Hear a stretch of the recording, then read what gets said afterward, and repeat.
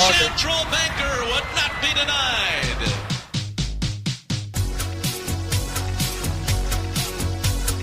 Good Lord.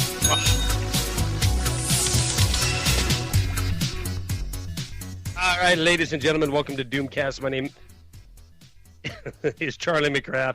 It is Doomcast DC 50, Doomcast 50.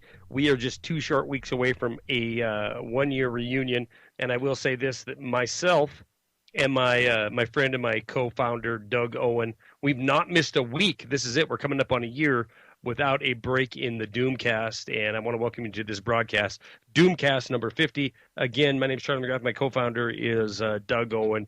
And hey, Charlie's worked up. He's really worked up. I'm pissy. I am pissy. Pissy. You call me bossy. Go ahead, play it.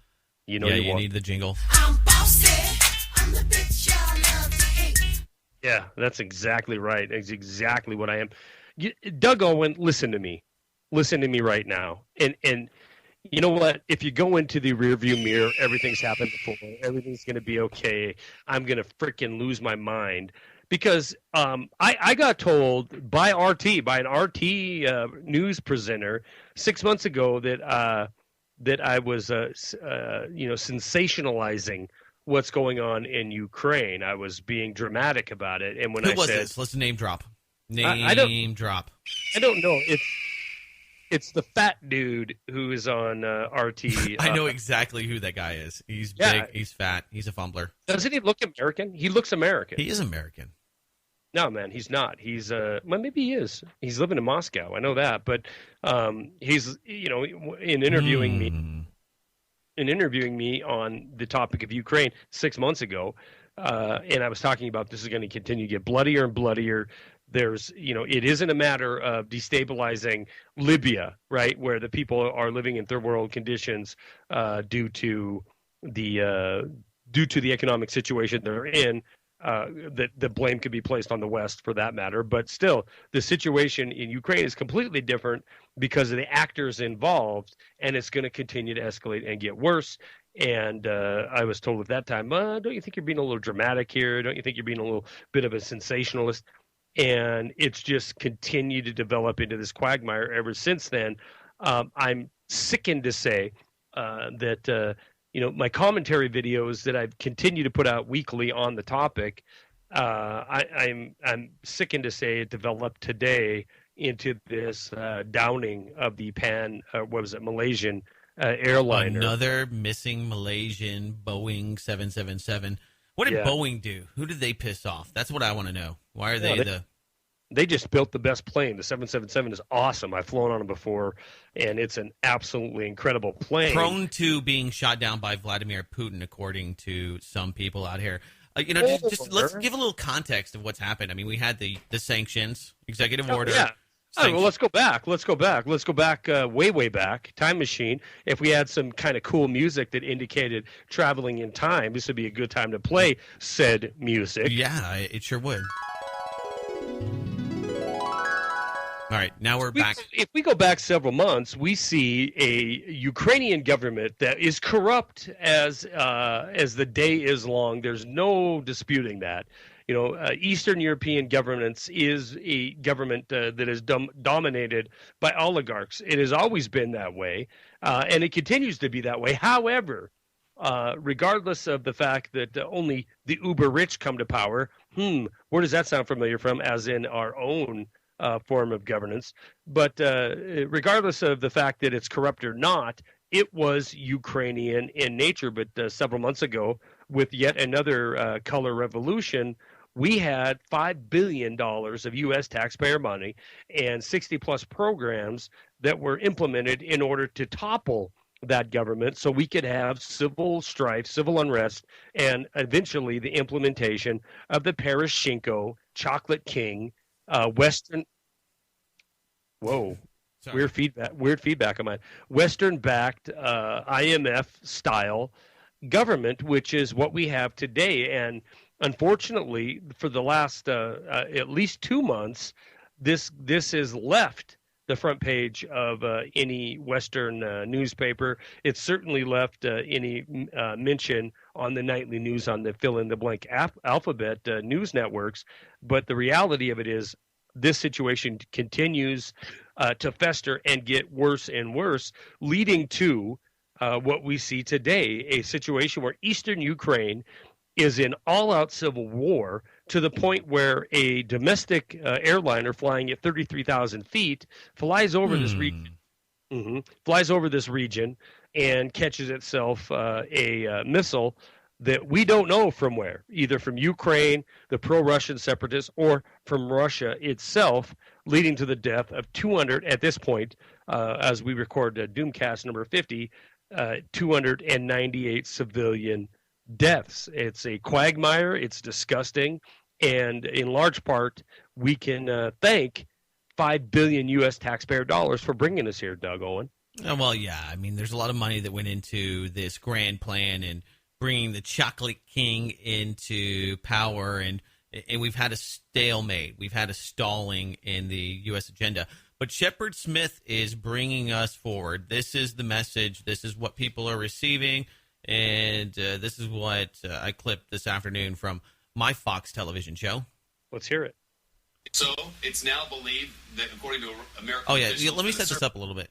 Listen to Shep Smith here. Usually a really smooth guy. He is bumbling and fumbling. And this kind of makes me a little paranoid because he seems genuinely freaked out. He can't even speak correctly. His orator skills go to pot here in a moment. Just listen to this. So it's now believed that, according to American officials, that a surface-to-air missile shot a passenger jet out of the sky. Now, I mean, that's a hell of a thing to come up with. First off, I mean, does the United States have intel on the ground? How did they know this? I mean, This is a real quick turnaround of information to create a new narrative. So definitely, not a calm approach. This is obviously within hours. I want to say within minutes of the shoot down, all this information is being spewed on establishment media. But please continue with Shep's portrayal of events. 25 people are dead as a result. Now to find out, did that missile come from the red zone there? That missile come from the red zone there. Maybe the teleprompter's glitching out on him. I think he's having an Obama moment. Freaking out. I think he's freaking out because isn't it weird? Yeah, go. Okay. Now to find out, did that missile come from the red zone there in the Ukrainian... I thought he was going to go off into one of those things where he's like, blah, blah, blah, like the Illuminati mind control news people. Remember that last summer, where they were all... You're like, whoa. Well, what's up with that? Yeah, who's frizzle frying their brains? Territory, or did it come from the other side of the Russian border? Or... Under all circumstances, it would appear, at least here in the early going, that, as one official put it to the Wall Street Journal, all roads lead to Moscow. That there is no way separatists could have done this without the help from Russia. They couldn't have done it without Russia. Had to have Russia.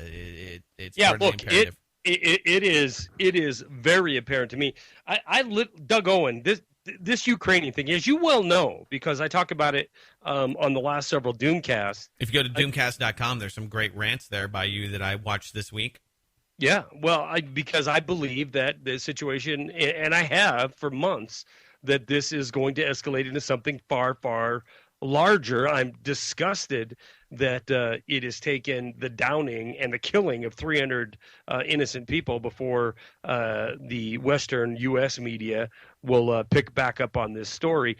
But I literally left the day job today so I could come home and watch the coverage because I was so interested. I mean, I was watching what the internet coverage was of the situation, but I wanted to see what the talking heads at CNN, Shepard Smith over at Fox, and some of these other idiots.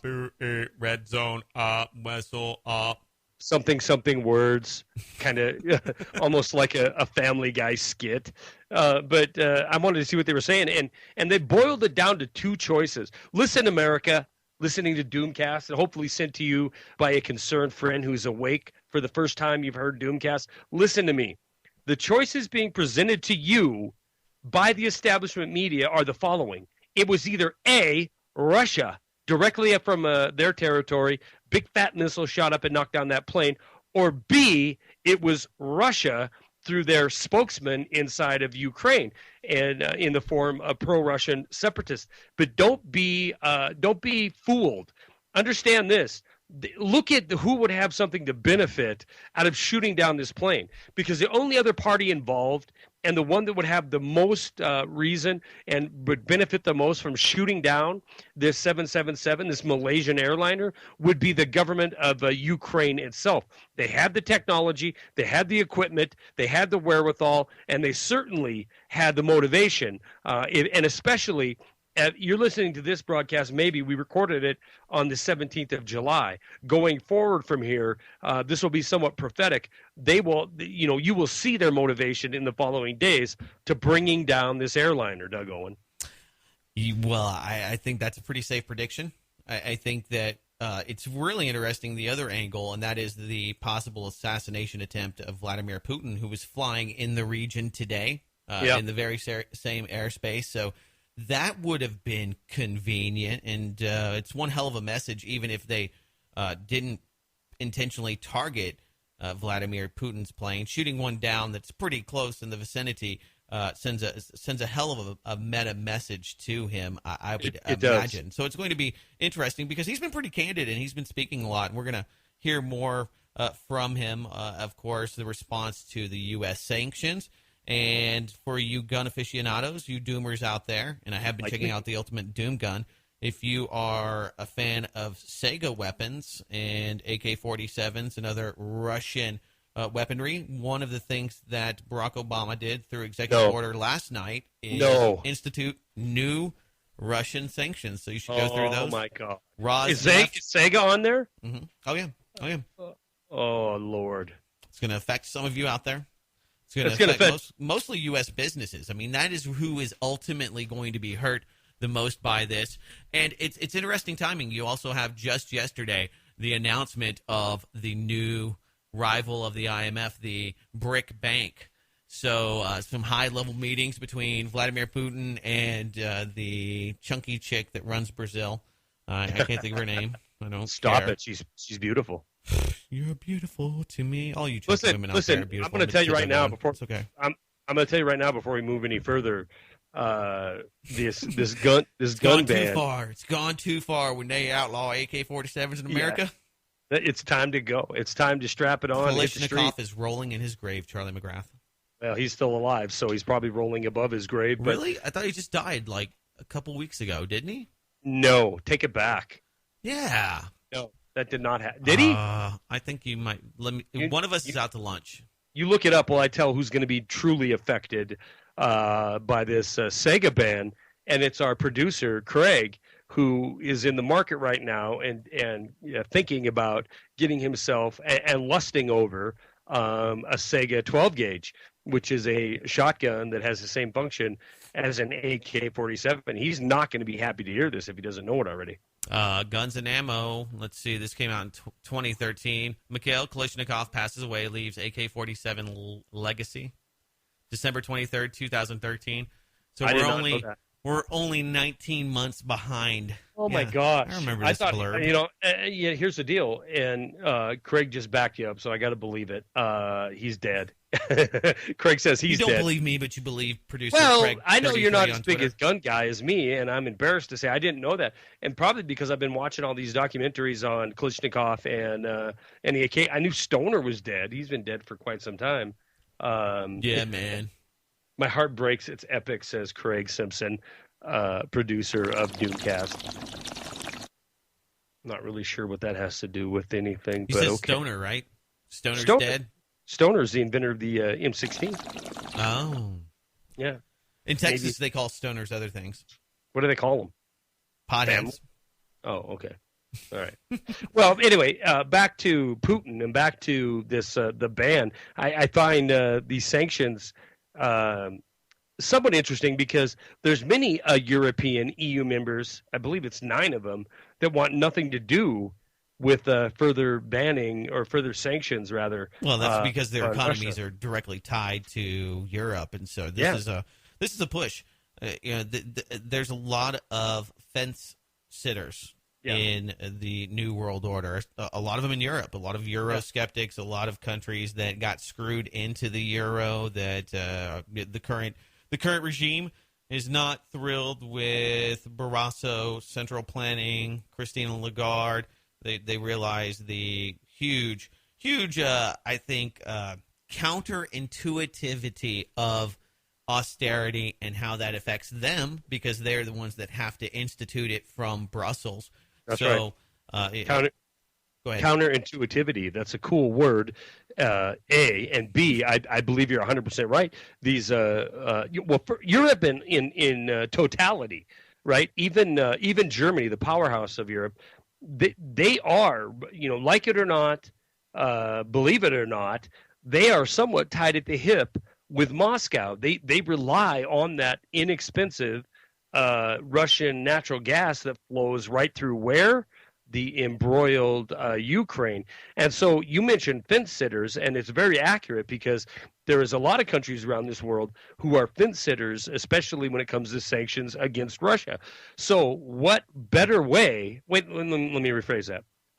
What could possibly take a nation from sitting on the fence to picking a side better than 298 dead civilians because they happen to be on board a Malaysian airliner that got shot out of the air? Isn't that galvanizing? Isn't that what you just need? Isn't that the project for a new the project for a new European unification, needing the central government to protect you, and NATO, making NATO once again relevant, because people laughed about putting missile shields. They're like, why the hell are we pissing off the Russians putting missile shields in Poland? And why are we doing this? This is counterintuitive to everything that I think that a lot of the academics, and this is a house that's divided on the approach, Zygmunt Brzezinski and others. To hate that guy. Yeah. Sorry.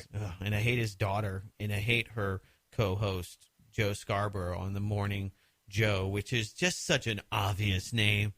I mean, come on. The Morning Joe. Your name's Joe, and we're going to do a show called The Morning Joe, which is like Java, and it's in the morning, and that's when you drink coffee. It's like, wow, that's as witty as it gets.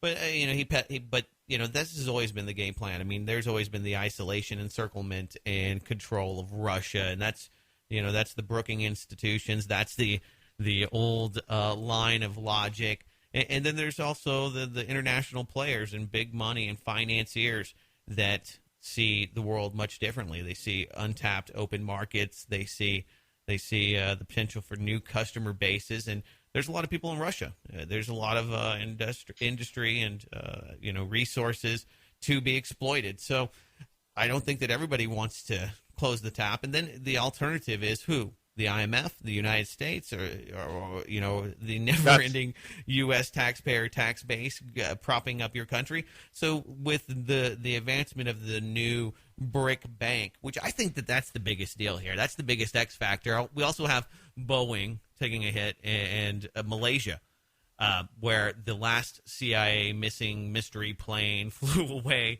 It's funny because what the hell did they do? What the hell did Malaysia do? They had to earn something. The ire. Yeah, because this is going to look bad on them again, once again. No doubt about it. I mean, the question has to be asked: What did they do? They have the missing Indian Ocean plane, and now they're target over Ukraine. And I did that tonight. Why am I stuttering? It's probably this. You're so excited. And no, I think it's a beer. I think it's a beer. You and I are. let's come clean now. Both of us are having full disclosure. Full disclosure. Both of us are enjoying a nice crisp lager as we speak tonight. Yeah. Which I need. I'm stressed out. But tonight I've done Press TV. I've done RT. I've done my Boiling Frog post where I've had, Professor James Fetzer? Have you talked to him before? Jim Fetzer? Yeah. Yeah. We call him Uncle Fester. I don't call him that. I call him Jim. Jim. That's his name. James. I call him Jim. Hi, James. How are you doing? Oh, well, I interviewed him tonight for Boiling. Mm-hmm. He goes on, brother, on and on and on. Yeah, the only problem with Jim is, and I've interviewed him a few times, and I know the guy, kind of.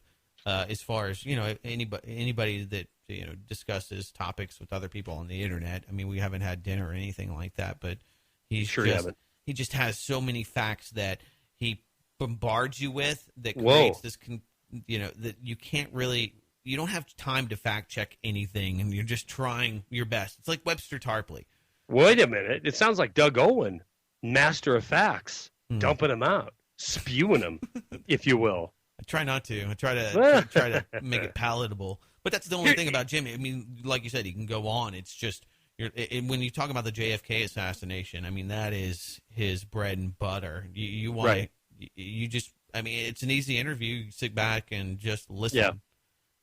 Yeah, but it's a bit like herding cats. I mean, tonight was on Ukraine, and we got into Gaza, we got into 9/11, we got it, you know, and all relevant, no doubt about it. But right now, I'm trying to enlighten my fellow Americans on Ukraine and what led to this situation today. And listen, Sanctions, you got to get Europe. Let's see, what are the talking points? What would be the bullet points if you wanted to say, look, this is the probable false flag event conducted. Wait a minute. How about probable? How about what would this is a great conversation. What would be the talking points if you wanted to steer your neighbor next door into the realization that America shares responsibility, holds responsibility for the downing of this airliner? Doug Owen, go. There's really no way to do that. I mean, we have no intel. We have nothing that we can trust. You know that the Russians, they want to get there and they want to conduct their own investigation. And this is the race. The race to do the investigation and come up with some kind of conclusion, a paper that looks somewhat academic, and trying to sell that to historians. That's where we're at right now with the whole situation on the ground. I look at who benefits, and that doesn't always mean that the people that benefit actually conducted the event. It doesn't mean you're guilty. Just because you got the insurance check doesn't mean you killed the wife. You might have benefited, but that doesn't mean that you were the person that actually conducted this. Good point. So it's hard to indict anybody, but of course. Well, let's look at it. Let's break it apart. I mean, how in your imagination could Russia benefit from shooting down? First, I guess they cannot. The only thing that this does is point to why, and they can spin this, and this is what Vladimir Putin is trying to do, is saying, look, this is why we need to get, we need to work together and have a ceasefire, and we have to have a truce. And I think both sides, everybody at least, is saying that they want more peace, that they want the military to stop engaging the public. And I think that they actually do want that, because if you let Poroshenko just continue to slaughter Ukrainian civilians in those videos getting on YouTube, I mean, this is a world where even NBC is saying that Israel is conducting war crimes. Things are changing, and you can't deny all of that. And if you're constantly bombarded to spite, and it is to spite establishment Western media, if you're constantly confronted on the internet with the crimes that are going on against the civilian population in Ukraine, eventually it's going to end up in the release of the truth of actual reality, which is that in my opinion, and Doug, let's have your take on this, the implementation of the Rand Corporation memo, be it legitimate or not. Well, yeah, I mean, but that's so subjective. It's kind of like. And I mentioned it last week, there's a lot of game plans that have been put out there that, I could write a game plan and put together a piece that sounds really good and compelling. I could compel you to believe. And I think other people, and I'm not the most brilliant guy on the internet that, follows. You're pretty brilliant, though. You're pretty brilliant. Well, I appreciate that. But nonetheless, I think that the Rand Corporation, the only problem that I have with that document specifically, not really the gist of it, but just the chain of custody and where this thing, that's my big problem. That and the origin means everything, because I already know what the game plan is. That's just somebody saying that Rand knew the game plan too, and they put it out there, and private Fortune 500 companies and hedge funds are betting on it. Yeah, well, I mean.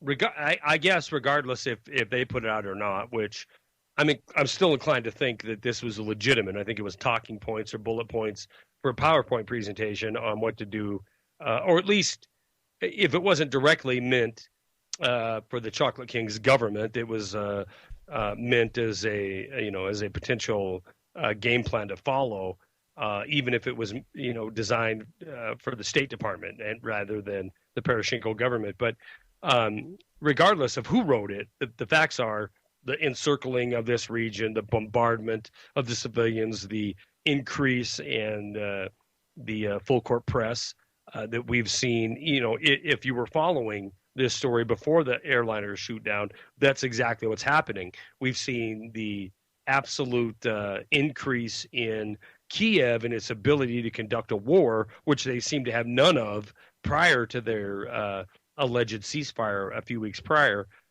We've seen the loss of territory by the pro-Russian separatists and a consolidation of their efforts in Slovansk and Donetsk. But we've seen airplanes shot down in the last few days. And today, all of that was being used on the establishment media. They were quoting actual facts in recent history where we had Russian separatists shooting down a jet, shooting down a cargo plane just within the last few days, tying it in immediately to, oh, well, look, they shot down this airliner, leaving out the fact that, the military aircraft they shot at was at 12,000 feet, not 33,000 feet. They have no ability, at least they've demonstrated no ability to take out these targets at a higher range. It requires much more sophisticated military hardware. So in this situation that we see today, there are only two actors that have this ability. It either had to happen from the Ukraine government or it had to happen directly from the Russian side of the border. And there is no other option, but we're going to see, I guess, which way it's spun in the next few days. And you can bet your bottom dollar that Russia is going to be painted as the perpetrator of this act. Well, they already are, and I think that's the real tragedy. It doesn't matter what the truth is. It's what people's perception of it is, and they're getting that now from Shepard Smith, who, red zone, Russia shoots missile, bad, Europe, NATO, boom. Words. You know what? I'm looking at a picture of Micah Brzezinski right now, staring at me. Yeah, she's freaking me out. That's all I can say. Why are you looking at Mika? I'm looking at Mika. She's looking at me. We got a thing happening here. Well, let's talk about Gaza. There's a ground incursion going on, and it's pretty topical. Weird happens within. You know what? I got to look it up to see what the timing was on this, but it was within hours, right? One event to the other, where we had an airliner get blown out of the sky, dominate the airwaves, and oh, by the way, we'll break in and talk about the ground invasion into Gaza. Yeah, and it might, pave the way for the Israelis and their buddies, the Kurds, to create Kurdistan as Iraq crumbles under its own weight of bad U.S. policy and neocolonialism and other things. Can I ask you a question? Sure. Yeah, this is Doomcast, so let's get it out there. In our community, right, which is we're going to call it independent media, there is I'm going to say a slant towards being anti-Israel. Would you agree with that? I think so, yeah. I mean, they're just occupiers, and I think that people have a problem with, well, the way they conduct business today and, some of the racist and, hypocritical stances that they take. I mean, no other country in the world can get away with saying the reason that we're bombing people indiscriminately, because, of course, that's the proper response to the kidnapping of 3 Israeli citizens, and if you've listened to the audio tape, pretty compelling. These guys speak Hebrew, which is odd in and of itself. But nonetheless, even if they were legitimately Hamas, kidnapper, torturer types, why would you just start blowing up civilian infrastructure? Is that a proper response? Well, I mean, what you say is true. However, I think to elaborate a little bit, their justification is this incessant bombing by missiles. We want the quiet. If you do not give us the quiet, we blow you up. Here, you know what? Even the liberal media, and it's not even the alternative media, is starting to turn on them. Jon Stewart, he himself, Jewish. His name is John Leibowitz, and Jon Stewart sounded more apple pie and Americana, so that's why I went with that. But here you go. I mean, this is, I think, the shift, the new anti-Israel shift that's happening. And it's not just in the alternative media. Henry Kissinger said that Israel would not exist in 15 years. Now, that's a bold statement, saying that this from Kissinger, yeah. You know, from somebody who would have an inside track, maybe. Just yet. Tonight, Israeli tanks are positioned outside the entrances to Gaza, awaiting orders to invade as the aerial bombardments from both sides continues. Mwah! Tastes great, more killing. Look, both sides are engaging in aerial bombardment, but one side appears to be better at it. Most Hamas rockets are neutralized by Israel's Iron Dome technology, and Israeli citizens can even now download a warning app. You'll get it on your phone, and you'll know exactly what city is being targeted and when it's being targeted. Well, that's the $2.99 version. The free version... In the free version, you have to watch a clip of Transformers 4. And then,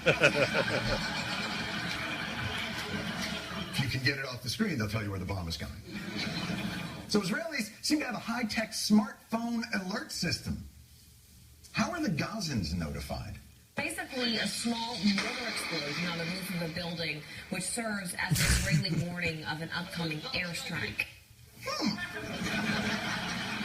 So the Israeli military warns Gaza residents of imminent bombing with a smaller warning bombing. An amuse boom, if you will. And then, at that point... Yeah, I mean, so the overhanded reaction or the heavy-handed reaction by Israel, I think that's why most people... I think a lot of people believe that they are in control of the world, and because they have the ADL and other lobbying groups like AIPAC and the Southern Poverty Law Center in their pockets, that they control the world. And I do think that the neoconservative wing of the State Department, the Victoria Newlands, the John Kerrys, Skull and Bonesmen, the Yaleys, all of those people do have an ideology. Yes. And it's pro-Israel. I think a lot of them, pander to Israel as well. I mean, Nixon, one of the few more candid presidents, talked about what a huge pain in the ass the Israelis were. So I don't know if they've run their course. If the well, I guess the question that it's real easy to look at the situation that's going on right now with Israel and the Gaza Strip, and especially. Being in independent media, and to take that stance that it is a disproportionate reaction to the kidnapping and the kidnappings that have been going on, and B, these rocket attacks that are almost daily. It's a disproportionate reaction. Plus, Israel absolutely has the ability. The military ability that far outweighs Hamas or anything that is available to the people of Gaza, and they are a captive audience.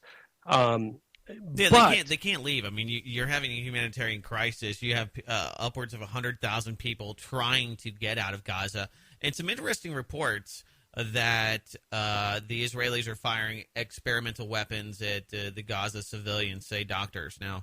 Is this chemical weapons, white phosphorus? That's what they used in Operation Cast Lead back in 2008. And they deny it, and that's the hubris. It's like, oh, we don't have any nuclear weapons. It's like, well, that's admitted, and you have over 400 of them. Well, yes, we want you to know, but we'll just keep lying and telling you that we don't because we just want to be known as liars, and everybody's okay with that. The same thing with this. It's okay to use chemical weapons or white phosphorus. We have freaking videos. Okay, there's no question. It's not disputable. It's not a discussion. It's point blank, red-handed, you did it right. Smoking gun, proof positive, and I think that's why people really do dislike Israel, not just people on the alternative media, but globally, because they're allowed to have. I mean, they don't let nuclear weapons inspectors into their country. They don't play by the same rules. They are above the law when it comes to their politics, and it really just goes right back to using the Holocaust and dead Jewish people as an ace, a card up their sleeve in every discussion. Well, you're just anti-Semitic, Charlie McGrath. You don't like what Israel's doing? That's because you hate the Jews. You're a Klan member. And it's the same type of thing with Barack Obama, where if you disagree with the Justice Department, if you don't like Jay Johnson's approach to immigration, you're a freaking racist. You don't like black people. So I think that it's important to talk about Zionism, political Zionism, and just these scams that are used to basically shield the horror and the murder and the bloodshed that these countries are conducting. Oh, yeah, I don't disagree with that. I do think that the what's lost in it, and unfortunately, it's by their own action, Israel's own action, is that they do have a right to protect themselves. But the way it seems that the way they go about it is this bludgeon. They like to bludgeon the enemy. Now, I mean, who's to say? Well, they shouldn't be. I mean, if you want a solution, you can't treat everybody as the enemy. The whole, we'll give you land for peace. That didn't work very long. The idea that you could have a real peace treaty and there would be a respect of sovereignty and land and ownership for the Palestinians. I mean, even the UN is compromised and politicized as they are. And I mean, just another arm of global government. They're even saying this is a war crime. This is complete apartheid. And that's what it is. I mean, you have them wanting to start a racist Jewish state. The idea of a Jewish state in and of itself is racist. That's like saying you want a Christian state. Well, right. What about all the or I mean, even to take it further, I mean, you're using religion, but even if we said we wanted a white state, it would be the same. It would be along those same lines, completely and utterly unacceptable in the view of most of the world. Yet, we have no problem with it when it comes to Israel. Well, and we don't have any problem with when it comes to somebody that we feel bad for. I mean, you have. Look at you have. Under the guise of diversity, you have a system that is pretty racist. We have the forcing of corporations to hire certain minority groups because of legislation, and that in and of itself is pretty racist. It's race-based hiring, race-based demographics. You see that in the military. So we get used to these kind of ideas that, you can have a black action committee on your college campus, but if we were to have a white one, that would be a huge, huge problem. That would be racist. Now they're both race, they're both racist. Period. Yeah, and not, just because it's racist doesn't mean that you are a supremacist. That's what this is my pet peeve. I say it all the time. Everybody is a racist. We all believe certain things that aren't necessarily true and over broaden or certain groups. Such as Latin women are the hottest of women. Go. Exactly. That would be based on race. That is racist. That doesn't mean that you think that you're better than them. That's supremacism. I'm better than you because I'm white. We're smarter than you. There's some kind of science that Dr. David Duke has uncovered that means that Charlie McGrath is smarter than somebody else. I mean, that's supremacism, and these things are different. I've never met anybody that wasn't racist, and that doesn't mean they're bad people. They just no. I agree with you 100%. I mean, if the truth be told, when people are speaking candidly, I do believe that is absolutely the case. My point is, you have Israel, which I do believe they have a right to exist. I believe they have a right to defend themselves.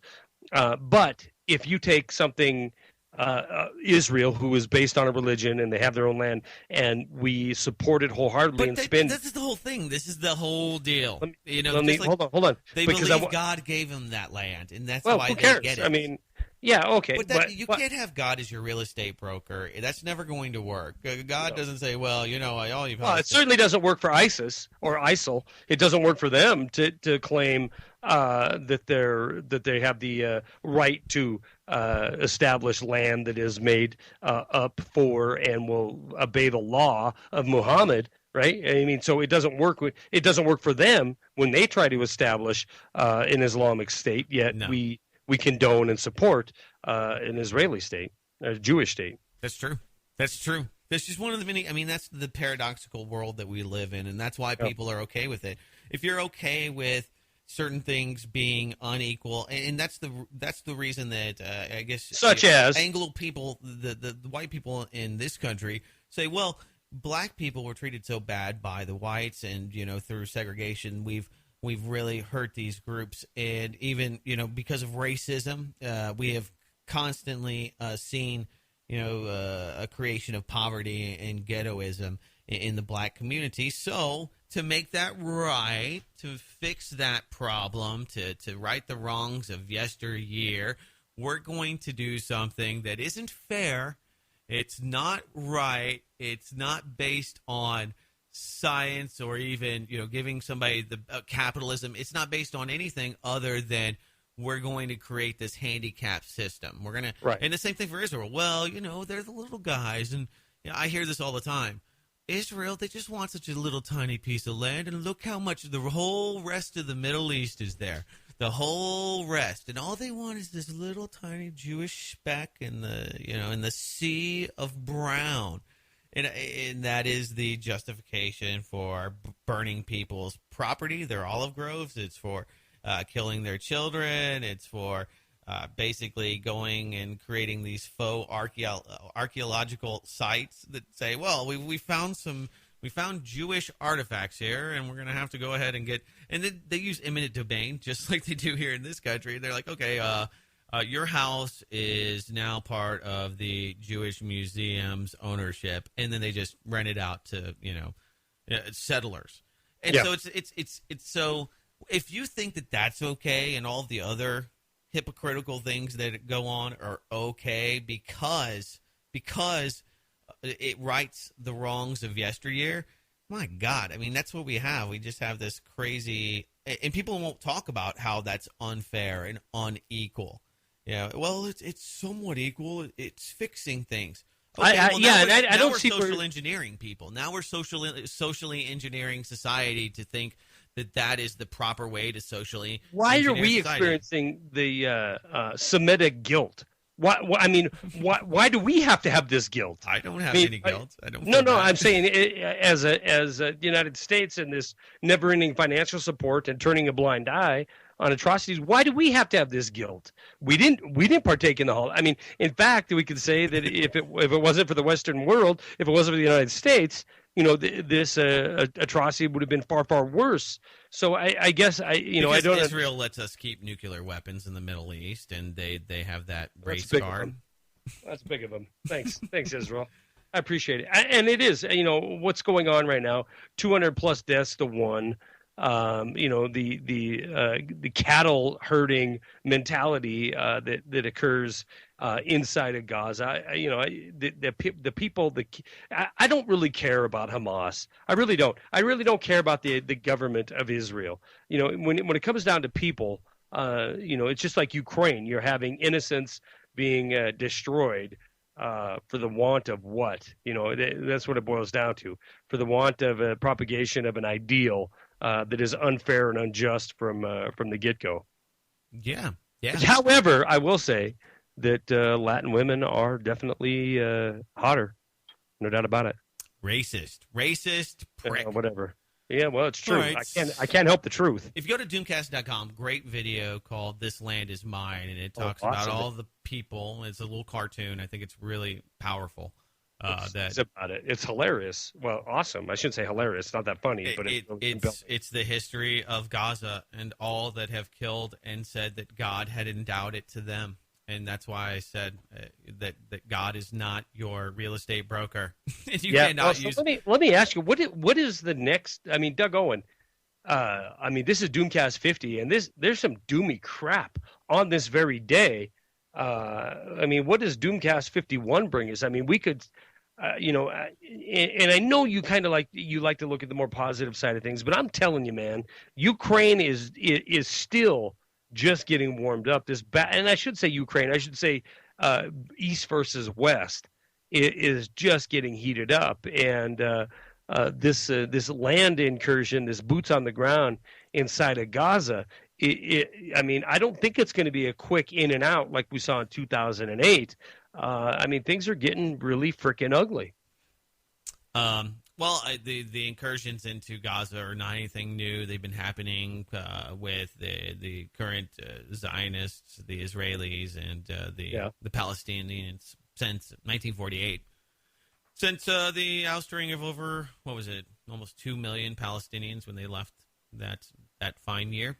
So that, I mean, that's not anything different. And the rise between I guess the worst thing they could be is one step further than the Cold War, and that would be a thermal nuclear war. That is probably the worst, and I don't think we're going to get there. Probably. I don't know what you could fill in the blank with that would be that actually escalate above that, but we're talking worst case doom scenarios here. That's as bad as we could get next week. We could be suffering nuclear winter. Although it would take a while, and I don't want all of you nuclear fission know-it-alls. I'm just saying, sending me tons of emails. You're in a very heavily populated, valuable state to this union. We got that guy that looks like Rachel Maddow. What's his name? Rick Perry. Rick Perry. That's it. I thought you meant that guy named Rachel Maddow. Yeah. Well. Ooh, that probably got me in trouble. She's a handsome guy. She is a handsome fella. What about Rick Perry? What's he saying we should do? Close the border.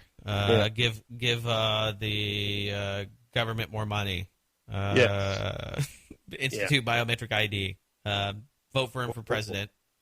Of course. Is he running? Are we going to see him in 2016? That's the only reason that he has those glasses on now, trying to make himself look smarter and hoping that they don't play reruns of all of his idiotic answers, not knowing which government agencies that he wanted to eradicate. You want to get rid of 3 of them, huh, Rick Perry? Which 3? He's like, oh boy, 3 agencies I want to get rid of. Oh, remember that? Yeah. I have the douche chills for that guy. I mean, it was so bad. You prayed he would get it, because you just couldn't see somebody suffering like that. Oh no, I enjoyed it. I enjoyed every second of it because I mean, he's just this douchebag, and he's a guy that will constantly get voted in because he has an R in front of his name, and that's all. That's all he has done for Texas. He runs on this platform that he created the economy. I mean, he's like our version of Al Gore. Al Gore said that he created the internet and he could save us from global warming. He's just a few hairs under that level of smug pompous. He's right there. Yeah, and by accident, the economy in Texas is going to do very, very well just because of its the fact that it's on the Gulf of Mexico. The fact that somebody say it's Halliburton and Standard Oil and all of those things, but that's what I'm saying. Yeah, I mean, it could be Rick Perry's great hairdo. I'm not sure. Yeah, well, it is probably Rick Perry and his cool glasses. Yeah.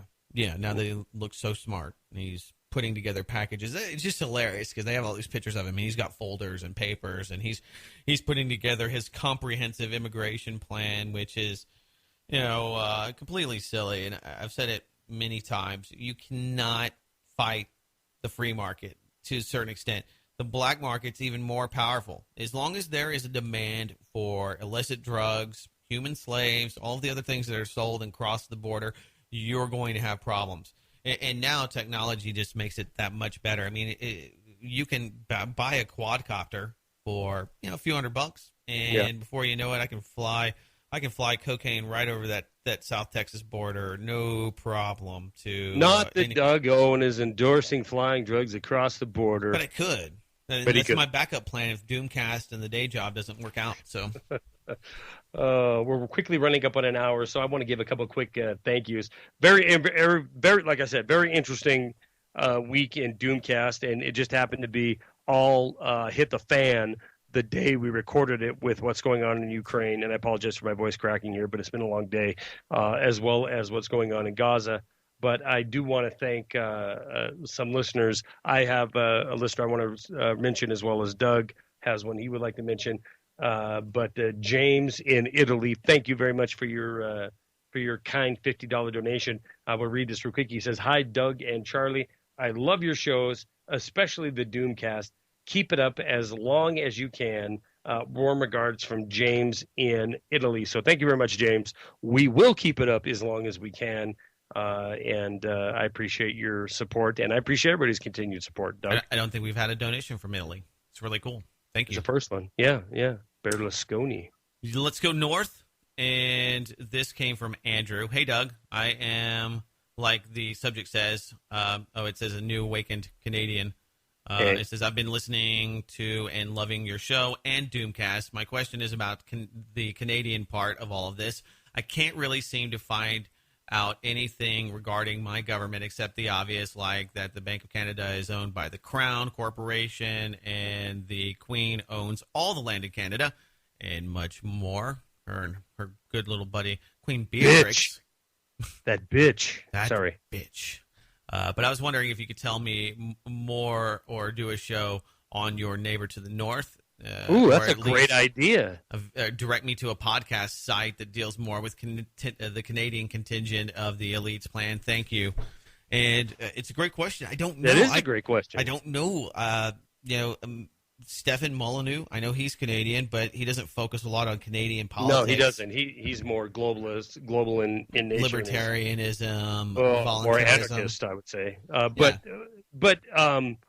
that's a great question. And Stephen Harper is a douche. I know that. And people in Canada have square wheels. So that is not true. I love Canada, and I do believe that I will undertake this project requested to us by a listener to give information on the plans for the New World Order for Canada. Now, I look at Canada as this, kind of like the United States with the UK or England as an empire, looking at this vast land with vast resources and sending basically the lower class over here to do the labor and to send that wealth across the Atlantic. I look at Canada as a lot of the same way. I mean, you have this vast land, right? Geographically, I believe bigger than the United States, population-wise, about 30 million versus 312 million, and certainly a diamond in the rough for the New World Order because of its mass resources, energy, timber, you name it. Canada possesses it. So I think it's a great idea for a show, Doug. It's like Batman's Robin. You need Canada. Lots of money, big economy. If you get them on board, then because of that, oil producer extraordinaire, top 5. Absolutely. And very important. And if you look at military engagements in the last century, Canada's played a pivotal role. Their military has very much been involved in everything from current conflicts all the way back to World War I. Everybody loves Canada. If you're an American and you're flying internationally, you may do as I did. And if all you patriots spare me. When I was in the military, we would tell people all the time, "Where are you from?" "Canada." "Oh, yeah, Canada's great. You want to smoke some hash?" You tell them you're from the United States, and they would give you that, "Oh, you're a freaking douchebag. You think you're better than me, don't you, punk?" Well, I'll show you. Yeah. I was in the military. I know exactly what you're talking about. I spend a lot of time in Canada, actually, now. I love Canada. I love the people up there. I love the demeanor, the way of life. In fact, I would not be opposed to eventually living in Canada because I agree with a lot of their points of view. You should have moved 10 years ago when the loonie was half of what the dollar is today. That was one of the big reasons that you'd go to Canada, is because you could live like a king on and they had more. For some people, they had much more liberal marijuana laws. So people would vacation, and that's why you'd go to Vancouver, and that was the destination. Now, probably due to the Conservative Party and Harper and the like, not nearly as friendly. Although, when people look for money, they look for new tax incentives, and even the federal government's now looking at Colorado and like, these guys, they can get stoned They won't care about politics. They'll be completely docile, and we will tax the crap out of them. Brilliant. And better yet, in Colorado, they won't sell you a firearm if you have a medical license to smoke the ganj. They can deny you that. They've been sending out, and this is all color of law bull crap. It's illegal. It's against your Second Amendment. It's just, the color of law. They enforce plenty of laws that don't exist and should not. That are illegal. Yeah. We got a couple other feedback. Here's an interesting one, and I always like finding out how somebody found the show or found the podcast. This one comes from Mike. Hey, Doug, just want to say quickly, I first heard you on Ground Zero a little over a year ago or so and have been listening to BLN and Doomcast every week since. I'm a truck driver and listen to the podcast all day. You know what? I was going to download. I'm so cheesy. I was going to get a trucker horn. That's my trucker horn. Big rig, womp. Yeah, I should have done that. Pre-production.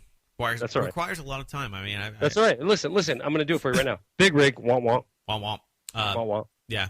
When I was a little kid, we'd always stand down on the highway, give the international pull the horn. Pull the horn. Yeah.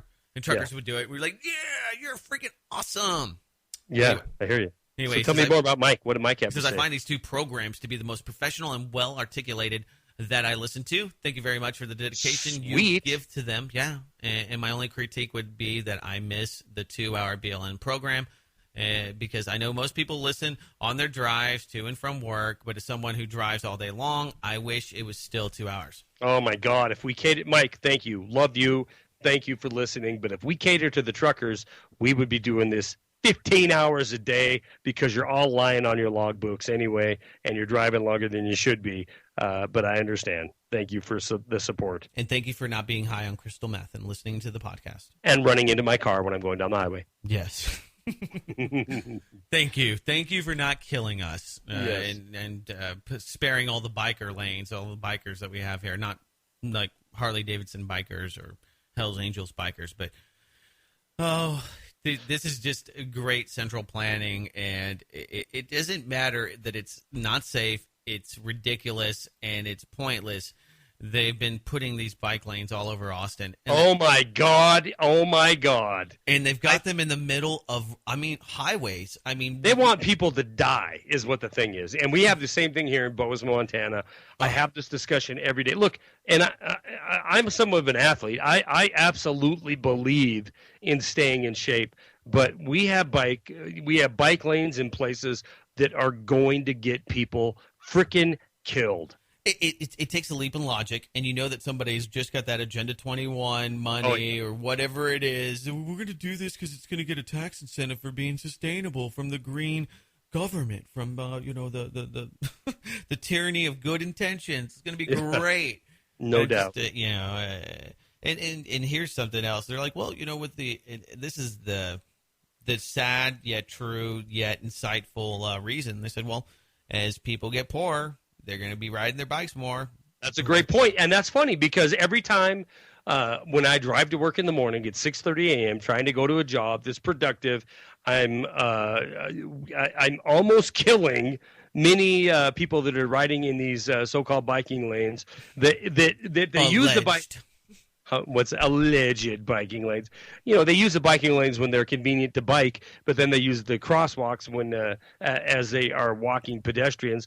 But as I'm seeing these folks, I'm thinking to myself, I've spent some time not in Beijing, where it's kind of like here, kind of like the U.S. as far as automobile traffic. I've spent some time outside of Beijing, Boding, China, where it is 90% pedestrian traffic, and that's exactly what I think, Doug, is we're all heading to there, are we, where we're going to be riding around on our bicycles. If we're lucky, we're going to have a 2-cylinder moped carrying around recyclables. Well, it gives us all something to do. We have to clean up the ocean. We have to get rid of all the plastic. We polluted that's the new economy, and I've said this over and over again. This is Doomcast number 50, and I probably said it 25 times. The new economy is the green economy, and that's what they're trying. That's just what they're spending all the money on. And so screw the bikers, get off the damn road. Yeah, get back in your little cage. That's where the government can keep you safe from terrorists. They just have to Men. You just have to get your DNA and give you a butt probe every day, and then butt probe coming your way. keep you safe from all those crazy lone wolf terrorist right wing nut jobs at the Clive and Bundy ranch that are coming for your children and trying to turn them into libertarians. Lock him up. My name is Charlie McGrath. My website is wideawakenews.com. My co-founder, my friend, is Doug Owen. His website is blacklistednews.com. If you want to contact Doug in regards to Doomcast, please contact him at doug@blacklistednews.com. Title it Doomcast or subject it Doomcast. If you want to contact me, please contact me at info@wideawakenews.com. Subject it Doomcast. You promise to bring it to the air or respond personally. All right, we'll be back next week with Doomcast number 51, just 2 weeks away from our 1 year anniversary. Doug Owen, thank you very much as always. Boy.